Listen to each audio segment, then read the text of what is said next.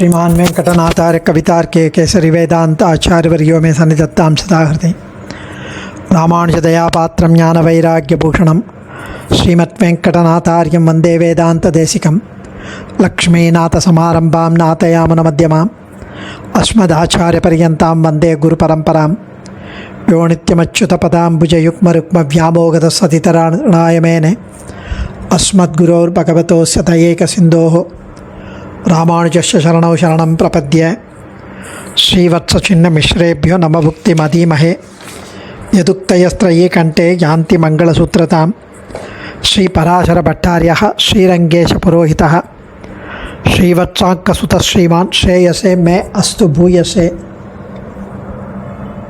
ஸ்ரீதேவி பூதேவி கூட நம்பெருமாள் ஆச்சரியமாக சேவை சாதித்து கொண்டிருப்பதை இந்த ஸ்லோகங்களில் அனுபவித்து கொண்டு வருகிறார் ஸ்ரீ பராசர பட்டர். ஸ்ரீ ரங்கராஜஸ்தமம் பூர்வ சதகம் நேற்றைய தினம் 67வது ஸ்லோகம் அனுபவித்தோம். அதில் திருவடி தொடங்கி திருமுடி அளவும் பெருமாளுடைய திவ்ய அவயவங்களில் சுதந்திரனாக விளங்குவதாகிய அந்த மேன்மையும், அதே சமயத்தில் அனைத்து உயிர்களுக்கும் நண்பனாயிருக்கும் சௌலபிய சௌசீல்யமும் நீர்மையும் ஒவ்வொரு அவயவத்திலும் புலப்படுகிறது என்று தெரிவிக்கிறார். அனைத்து மக்களுடைய நெஞ்சிலும் குளிர்ச்சியை விளைவிக்கின்ற ஒரு பாண்டிங் தன்மை விளைவிக்கின்ற ஸ்ரீரங்கநாதனை இமைகூட கொட்டாமல் நாம் கழிப்போமாக, காண்போமாக, சேவிப்போமாக என்று தெரிவித்தவர் போன ஸ்லோகத்தில். இன்றைய ஸ்லோகம் 68வது ஸ்லோகம். क्षितिकमल निवासा कल्पवल्ली सलीलो लुटन दशभिचोद्यत् यौवनारम्भजृम्भः श्रमम् अपहरतां मे रङ्गधामेति तत्तत् वरमयपलनं नः पत्रलः पारिजातः. क्षितिकमल निवासा कल्पवल्ली सलीलः सलील उलुटन दश दिशोद्यत् यौवनारम्भजुम्बः श्रमम् अपहरतां मे रङ्गधामेति तत्तद्वरमय पलनं नः पत्रलः पारिजातः. ஸ்ரீதேவி பூதேவி என்ற கற்பக கொடிகள் எம்பெருமானை ஆலிங்கனம் செய்தபடி உள்ளனவா. ஸ்ரீ விஷ்ணு சித்த குலநந்தன கல்பவல்லின்னு கோதாஸ்துதியில் முதல் ஸ்லோகத்தில் சொன்னதே இதை திருவுள்ளம் பட்டு தான். இதனால் இவனது யௌவனமானது 10 திசைகளிலும் நிலை பெற்றுள்ளது என்கிறார். ஸ்ரீதேவி பூதேவி என்னும் கற்பக கொடிகள் நம்பெருமாளை ஆலிங்கனம் பண்ணுவதால் இவனது யௌவனமாவது 10 திசைகளிலும் நிலை பெற்றுள்ளது. இப்படிப்பட்ட யௌவனம் இளமை என்னும் இலைகளால் நிரப்பப்பட்டு அவரவர்களின் பலன்கள், அதாவது பழங்கள், கனத்தால் தாழ்வாக நிற்கும் பாரிஜாதம் மரமாக நம்பெருமாள் உள்ளான். அதாவது நமக்கு என்ன பலன் வேணுமோ, அதாவது பழம் வேணுமோ, அதை நிறைய வச்சுருக்கதால் அந்த மரம் தாழ்ந்து பாரிஜாதமாக நம்பெருமாள் உள்ளான். இப்படிப்பட்ட அந்த மரம் எனது சம்சார களைப்பை தீர்க்க வேண்டும் என்கிறார் சுவாமி. இங்கு நம்பெருமாள் கற்பக மரமாகவும் 2 பிராட்டிகளும் அந்த மரத்தில் படரும் கற்பக கொடிகளாகவும் உருவகம் செய்கிறார். இளமை பருவம், அதாவது யௌவனம் என்பது நாளுக்கு நாள் செல்ல செல்ல குறையும், தளரும். ஆனால் இவனுடைய யௌவனம் அப்படி இல்லை, நித்திய யுவா, நிலையாக உள்ளது. ஒரு மரத்தில் உள்ள கிளைகள் அவற்றில் உள்ள பழங்களின் பாரம் தாங்காமல் தாழ்ந்துவிடும். அவனும் சௌலபிய சௌசீல்யத்தால் தாழ்ந்து நமக்கு பலன்களை கொடுக்கிறான். அதுபோன்று இவன் அவரவர்களின் பலன் என்னும் பழங்களை அளித்தபடி தாழ்ந்து நிற்கிறான் என்கிறார் சுவாமி. அதாவது ஸ்ரீரங்கநாதன் ஒரு பாரிஜாத மரமாக விளங்குகிறார், கற்பக விருட்சம். இந்த பாரிஜாத விருட்சத்தில் திருமகளும் மண்மகளும் ஆகிய கற்பக கொடிகள் அழகுற அவனை ஆலிங்கனம் பண்ணி கொண்டிருப்பதால் இப்போதுதான் இதற்கு யௌவனப் பருவம் தோன்றியதோ என்ற அளவிற்கு 10 திக்குகளிலும் விலட்சணமாக விளங்குகிறது. இலைகள் நிரம்பியதாகவும் அவரவர்கள் பெரும் வரங்களாகிற பழங்களை மிகுதியாக கொண்டதால் தாழ்ந்து வணக்கமுற்றதாக இருக்கிறது அந்த மரம். அத்தகைய பாரிஜாத மரமாகிய ஸ்ரீ ரங்கநாதன் என்னுடைய சிரமங்களை எல்லாம் போக்கட்டும் என்கிறார் சுவாமி. அதாவது பூர்வார்த்தம் முழுவதும் ஒரே சமஸ்த பதம். க்ஷிதி கமல நிவாசா கல்பவல்லி சலீல உலுடன தசதிஷா உத்யத் யௌவன ஆரம்ப ஜிரும்பக. க்ஷிதி பூமி பிராட்டி என்ன, கமல நிவாசா தாமரையில் உறையும் பெரிய பிராட்டி என்ன, இவர்களாகிய கல்பவல்லி கற்பக கொடிகளின் சலீல நளினத்தோடு ஆலிங்கனத்தோடு கூடின உள்ளுடன ஆழ்ந்த ஆலிங்கனங்களால் தசதிஷா 10 திசைகளிலும் உத்யத் விளங்குகின்ற யௌவன ஆரம்ப ஜிரும்பக யௌவனம் இளைஞனின் நிலையின் தொடக்கத்தில் ஏற்பட்ட தனிச்சிறப்பை உடையது. யௌவன ஆரம்ப ஜிம்ப இளைஞனின் நிலை, அந்த இளைஞன் அந்த இளமை அந்த நிலையின் தொடக்கத்தில் ஏற்பட்ட தனிச்சிறப்பை உடையது. பத்ரலக இலைகள் நிரம்பியதும், தத்தத் அவரவர் விரும்பிய வரமய வரங்களை அளிக்க வாகாக, பல நம்ரக பழங்களாகிய பலன்களை வணங்கியதுமான. அதனால் பலன்களெல்லாம் வச்சுருக்கிறதுனால அந்த கிளைகள் வணங்குவது போல இருக்கான் தாழ்ந்து.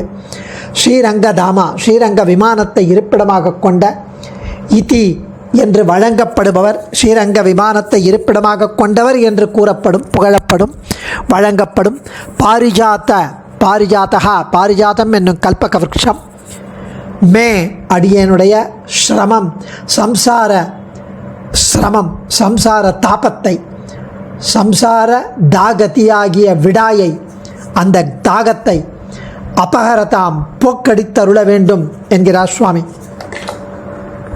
எம்பெருமானை ஸ்ரீதேவி பூதேவிகளான கொடிகளால் அணைக்கப்பட்டு தழைத்து பழுத்து குலுங்கும் ஒரு பல விருட்சமாக அருளி செய்கிறார். நிவாச விருட்ச சாதூனாம் ஆபன்னானாம் பராகதி என்று ஸ்ரீ வால்மீகி ராமாயணத்தில் அவர் தெரிவிக்கிறார். நிவாச விருட்ச சாதூனாம் ஆபன்னானாம் பராகதி.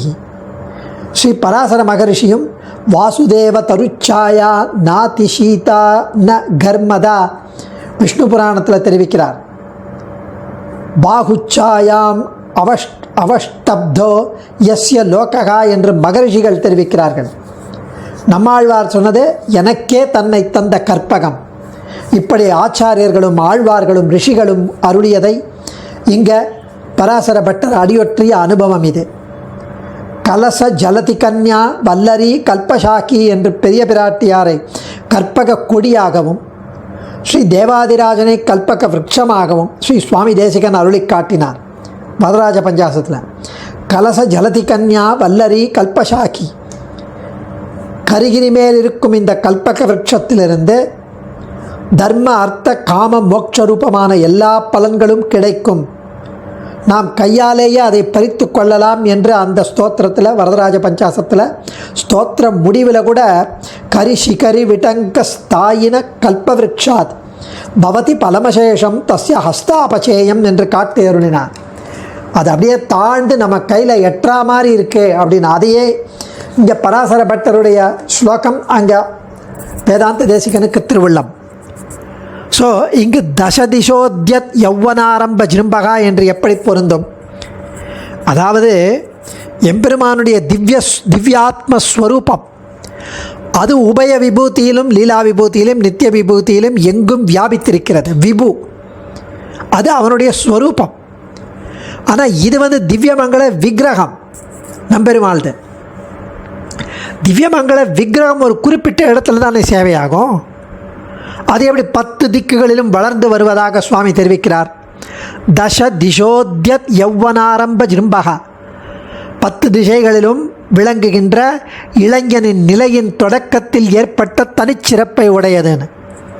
அது எப்படி அப்படின்னா, பிராட்டி அப்படி ஆலிங்கனம் பண்ணதும் அவருக்கு அப்படியே சதுர்புஜனாக இருப்பது போராது, இன்னும் நிறைய கைகள் இருந்தால் இன்னும் அவளை நிறைய ஆலிங்கனம் பண்ணலாம். திருவுள்ளப்பட்டு எம்பெருமான் அநேக திவ்யமங்கள விக்கிரகங்களை கொண்டு அநேக திருக்கைகளுடன் சேவையாகும் நிலையை கொள்வதாக பெரியோர்கள் அனுபவிப்பர். நம்மாழ்வார் தெரிவிக்கிறார். தோள்களாயிரத்தாய், முடிகளாயிரத்தாய், துணை மலர் கண்களாயிரத்தாய், தாள்களாயிரத்தாய். 8ஆம் பத்து 1ஆம் பதிகம் 10வது திருமொழியில் கற்பகக்காவென நற்பலத்தோழர்க்கு என்று 6ஆம் பத்து 6ஆம் பதிகம் 6வது திருமொழியில் தெரிவிக்கிறார். கலியனும் நம்முடைய நம்பெருமான் அல்லிமாதர் புல்க நின்ற 1000 தோழனிடம் 1000 தோளோடு இலங்கு பூணும் அச்சோ ஒருவர் அழகியவா என்று திருமங்கை மன்னன் அருள் செயல்களும் இங்கு அனுசந்திக்கணும். திருமங்கை மன்னன் ரொம்ப அழகாக அங்கே 1000 தோள் ஸ்ரீ வராக அவதாரத்தை கூறும்போது உத்ருதாசி வராகேன கிருஷ்ணேன சதபாகுனா என்று ஸ்ருதி அவருக்கு 100 திருக்கைகளை காட்டியது. அனந்தபாகும் சசி சூரிய நேத்திரம்னு ஸ்ரீ பகவத்கீதையிலும் நமக்கு தெரிகிறது. எம்பெருமானை விருட்ச இவ ஸ்தப்தவ் திவி திஷ்டத் ஏகஸ்தேனேதம் பூர்ணம் புருஷேண சர்வம் என்றும் பிரம்மவனம் பிரம்மசவிருட்ச ஆசீத் யதோ தியாவா பிருத்திவி நிஷ்டதக்ஷுகு என்றும் ஸ்ருதி பல இடங்களில் மரமாக காட்டுகிறது, விருட்சமாக காட்டுகிறது. எல்லாம் இங்கு பட்டருக்கு திருவள்ளம், எல்லாம் இங்கு பட்டருடைய ஸ்ரீசூக்திக்கு மூலம். இதெல்லாம் ஸோ நச்ச குசும பலே கந்த சாரத்ருமானம் என்று கவி சமயம் இருக்க, எப்படி பாரிஜாத மரத்தப்போ பல பழங்கள் உடையதாக எப்படி அருளினார் என்ற சந்தேகம் வர வேண்டாம்.